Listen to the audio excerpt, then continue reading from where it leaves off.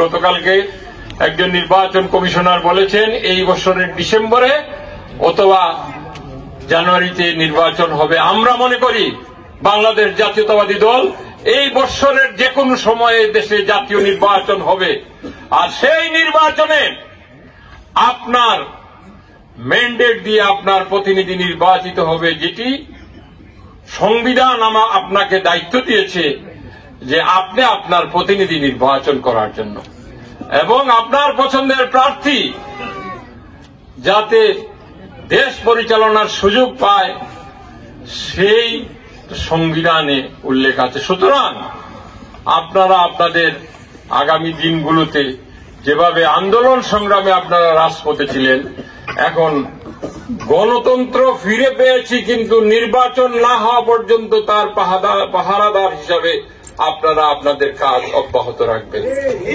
আমরা যে রাষ্ট্রীয় কাঠামো মেরামতের আমাদের নেতা তারেক রহমান 31 দফা উত্থাপন করেছেন, এই 31 দফার মধ্যে রাষ্ট্রের শাসন ক্ষমতা থেকে শুরু করে মানুষের কল্যাণ থেকে শুরু করে সকল শ্রেণীর পেশার মানুষের যে ভাগ্যের পরিবর্তনের যে রূপরেখা এই 31 দফার মধ্যে আছে। আমরা আজকে থানায় থানায় উপজেলা বিভিন্ন ইউনিয়নে আমরা 31 দফা নিয়ে কথা বলছি। আজকে বালাগঞ্জের এই গুরুত্বপূর্ণ ইউনিয়নে কথা বলে গেলাম যে এই 31 দফার রাষ্ট্রীয় কাঠামো মেরামত যে কর্মসূচি আমরা যে আমাদের দল থেকে আমাদের দলের ভারপ্রাপ্ত চেয়ারম্যান এই রাষ্ট্রের কল্যাণের জন্য দিয়েছেন, সেই লক্ষ্যে আপনারা কাজ করতে হবে, জনগণকে বুঝাতে হবে, জনগণকে জানতে হবে যে বাংলাদেশ জাতীয়তাবাদী দল এই দেশবাসীর জন্য জনগণের জন্য কি চায়। এটাই হচ্ছে আজকে আগে যেমনি ভাবে আপনারা আন্দোলনের জন্য আপনাদেরকে আমরা আহ্বান করতাম, সিলেটে মিছিল মিটিং এর জন্য আহ্বান করতাম, আপনারা এখান থেকে মিছিল মিটিং করার জন্য সিলেটে যেতেন, এখন সেই রাষ্ট্রীয় কাঠামোর 31 দফা বাস্তবায়নের জন্য আপনারা এই কাজগুলো করবেন। প্রিয় এলাকাবাসী, যদি বলতে চাই অনেক কথা বলা যায়। আমরা এই 15 বছর খুব সুখে শান্তিতে ছিলাম না। আমরা মামলা হামলায় প্রত্যেকেই জর্জরিত ছিলাম। কেউ 15 বছর নিজের গৃহে অবস্থান করতে পারেন নাই। ওই পেটুয়া বাহিনী এবং তার দূষররা কোন বিএনপির নেতাকে বাড়িতে ঘুমাতে দেখলেই থানায় গিয়ে বলতো যে ওকে বাড়িতে দেখছি ধরে নিয়ে আসে, আর ওই পেটুয়া বাহিনীরা যা ঘুম হারাম করত। মাসের পর মাস আমাদের নেতাকর্মী জেল কেটেছে। জেল থেকে জামিনে মুক্তি পেলে সপ্তাহ 5 দিন আদালতের বারান্দায় হাজিরা দেওয়ার জন্য যেতে হতো।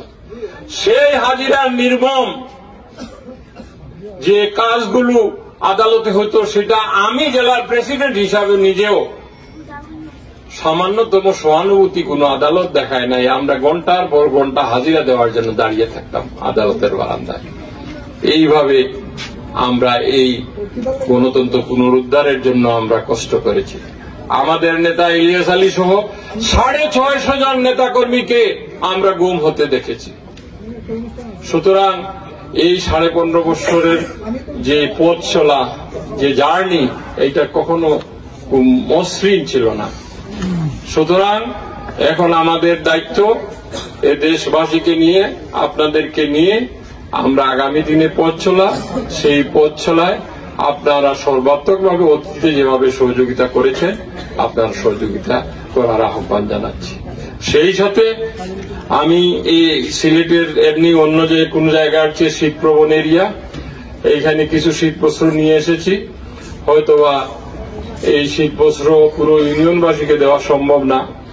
আমরা যতটুকু পেরেছি আমাদের নেতৃবৃন্দরা হয়তো আপনাদের নাম নিয়ে এসেছেন, দিবেন। আশা রাখি আরো পরবর্তী সময়ে আমরা সামাজিক কর্মকাণ্ড বা বিভিন্ন রাজনৈতিক কর্মকাণ্ডে আমি আরো আপনাদের সাথে সম্পৃক্ত হব, কথা বলবো। আজকে যেহেতু জালালপুরে আমার আর একটি সভা 4টায় ছিল, অনেক দেরি হয়েছে, আমি এখানে শেষ করলাম। আমাদের সভা চলবে, এখানে মুজিবুর রহমান আছেন উপজেলা বিএনপি সেক্রেটারি, তার নেতৃত্বে বাকি সবাই মঞ্চে থাকবেন এবং সভা শেষ করে আপনারা যাবেন। আমি সকলকে ধন্যবাদ জানাচ্ছি। সেই সাথে আজকে আমাদের নেতা শহীদ রাষ্ট্রপতি জিয়াউর রহমান এবং আমাদের নেত্রী বেগম খালেদা জিয়ার কনিষ্ঠ পুত্র আরাফাত রহমান কোকর মৃত্যুবার্ষিকী, 10ম মৃত্যুবার্ষিকী। তার রুহের মাগফিরাত কামনা করছি। আমাদের নেতার জন্য রুহের মাগফিরাত কামনা করছি। আমাদের নেত্রী চিকিৎসাধীন অবস্থায় লন্ডনে আছেন, সেখানেও যাতে সুস্থ হয়ে আমাদের মধ্যে ফিরে আসেন, এই জন্য আপনাদের কাছে দোয়া কামনা করছি। সকলকে ধন্যবাদ জানিয়ে আমি আমার